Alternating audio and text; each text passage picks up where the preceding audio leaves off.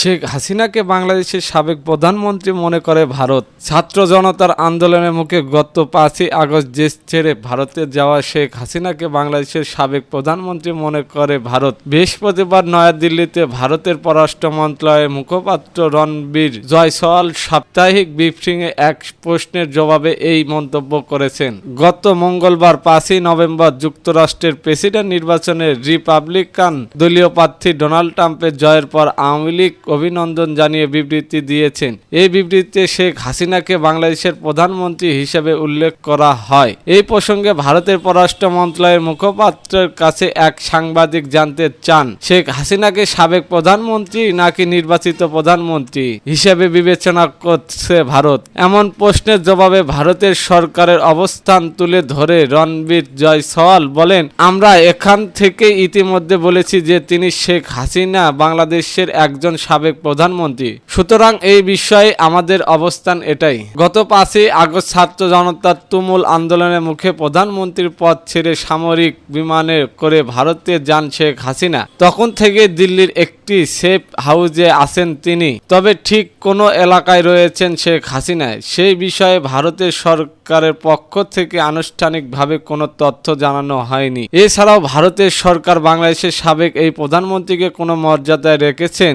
সে বিষয়েও কিছু জানায়নি দিল্লি। যদিও গত 24শে অক্টোবর ভারতীয় সংবাদ মাধ্যম দ্য প্রিন্ট এক প্রতিবেদনে বলা হয়, শেখ হাসিনা বর্তমানে নয়াদিল্লি লুফিয়েন্স বাংলো জোনের একটি সেফ হাউসে বসবাস করছেন। গত 2 মাসের বেশি সময় ধরে ভারতের সরকার তার জন্য এই ব্যবস্থা করেছে। দ্য প্রিন্ট বলছে, ভারত সরকারের পন্থী জ্যেষ্ঠ এমপি ও শীর্ষ কর্মকর্তাদের জন্য বরাদ্দকৃত বাড়ির মতো লুটিয়েন্সে বাংলোতে শেখ হাসিনাকে তার মর্যাদা অনুযায়ী একটি বাড়ি দেওয়া হয়েছে। শেখ হাসিনা গোপনীয়তা ও নিরাপত্তা রক্ষার জন্য দ্য প্রিন্ট বাড়িটির সঠিক ঠিকানার তথ্য বা রাস্তা বিবরণ করা প্রকাশ না করার সিদ্ধান্ত নিয়েছে বলে জানিয়েছেন। সাংবাদিক ব্রিফিংয়ে বাংলাদেশের চট্টগ্রাম হিন্দু সম্প্রদায়ের লোকজনের উপর সাম্প্রতিক হামলার ঘটনা চরমপন্থীরা জড়িত বলে মন্তব্য করেছেন জয়সওয়াল। তিনি বলেন, চট্টগ্রাম হিন্দুদের উপর হামলার ঘটনা আবারও নিন্দা জানায় ভারত। এই ধরনের হামলা কেবল সাম্প্রদায়িক উত্তেজনা সৃষ্টি করবে। জয়সওয়াল বলেন, আমরা লক্ষ্য করেছি যে বাংলাদেশের চট্টগ্রাম হিন্দু সম্প্রদায়ের উপর হামলা হয়েছে, তাদের সম্পত্তি লুট করা হয়েছে, তাদের ব্যবস্থা প্রতিষ্ঠান লুট করা হয়েছে। হিন্দু ধর্ম সংগঠন লোকের লক্ষ্য করে সামরিক যোগাযোগ মাধ্যমে উস্কানিমূলক পোস্ট দেওয়ার পর এইসব ঘটনা ঘটে। তিনি বলেন, এই ঘটনায় জড়িতদের বিরুদ্ধে ব্যবস্থা নিতে হিন্দুদের নিরাপত্তা নিশ্চিত করতে বাংলাদেশ সরকারের প্রতি ভারত আহ্বান জানায়। দেশটির পররাষ্ট্র মন্ত্রণালয়ের এক মুখপাত্র বলেন, এটা বোঝা যায় যে এই ধরনের পোস্ট এবং এমন অবৈধ অপরাধমূলক কর্মকাণ্ডের পেছনে চরমপন্থী গোষ্ঠীগুলো জড়িত।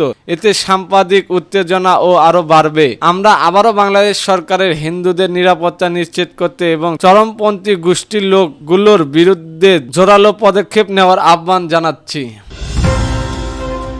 এদিকে গায়েবী মামলায় দলের ভাবমূর্তি ক্ষুণ্ণ হচ্ছে গিয়াসউদ্দিন। নারায়ণগঞ্জ জেলা বিএনপির সভাপতি মোহাম্মদ গিয়াসউদ্দিন বলেছেন, নারায়ণগঞ্জবাসী তাদের মুখে দুঃখের পুলিশকে পাশে চায়। নারায়ণগঞ্জ 5 তারিখের পর এতগুলো মামলা হয়েছে, এইসব মামলা কেন পুলিশ নিল আমরা জানি না। মানুষ ভাবছে আমরা হয়তো ক্ষমতায়, আমরা হয়তো এইসব মামলা দিয়েছি। এইসব কাজে দলের ভাবমূর্তি নষ্ট হচ্ছে। বৃহস্পতিবার 7ই নভেম্বর জাতীয় বিপ্লব সহিংসতা দিবস উপলক্ষে আয়োজিত এক সমাবেশে অংশ নিয়ে এই কথা বলেন তিনি আরো বলেন, যানজটের কারণে নগরবাসীকে দুর্ভোগ পোহাতে হয়। যারা পুলিশ ও ট্রাফিকদের দায়িত্বে আছেন তাদের এগিয়ে আসতে হবে। জনগণ যেন এর থেকে পরিত্রাণ পান।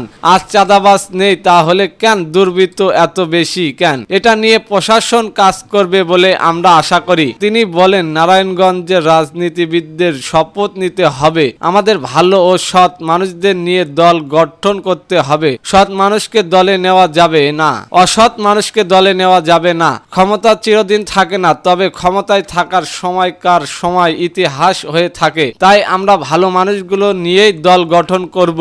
গিয়াসউদ্দিন বলেন, শিক্ষা প্রতিষ্ঠান ও ধর্মীয় প্রতিষ্ঠানগুলোকে রাজনীতির উদ্ভট রাখতে হবে, রাজনৈতিক হস্তক্ষেপ মুক্ত রাখতে হবে। আজ দেশের মানুষ বহুবিধ হতাশা জন্ম নিয়েছে, ঠিক যেমন জন্ম নিয়েছিল 7ই নভেম্বর সিপাহী সিপাহী জনতা বিপ্লবের মাধ্যমে জুলাই আগস্টে স্বৈরাচারের বিরুদ্ধে আমরা আন্দোলন ও সংগ্রাম করেছি। স্বৈরাচার দোসররা কি নির্যাতিত করেছে আমাদের উপর আপনারা জানেন। কত মানুষকে পঙ্গু করে দিয়েছে, মামলা দিয়ে জেলে নিয়েছে আপনারা জানেন। নারায়ণগঞ্জে গডফাদার বাহিনী কিভাবে আন্দোলনকারীদের বুকে গুলি চালিয়েছেন আপনারা দেখেছেন। তাই মানুষ সবার আগে যে সব অস্ত্রধারীদের বিচার চায়, অস্ত্রধারীদের অস্ত্র তুলে না নেওয়া পর্যন্ত মানুষের জানমালের নিরাপত্তা নেই। তিনি আরো বলেন, আপনারা জানেন স্বৈরাচারী সরকার এই দেশের মানুষ হাজার হাজার কোটি টাকা বিদেশে পাচার করেছে। নারায়ণগঞ্জের গডফাদার এমন কোনো জায়গা নেই যেখান থেকে টাকা পাচার করেনি। আজ তারা বিদেশ থেকে সেই সব টাকা দিয়ে ষড়যন্ত্র করছে।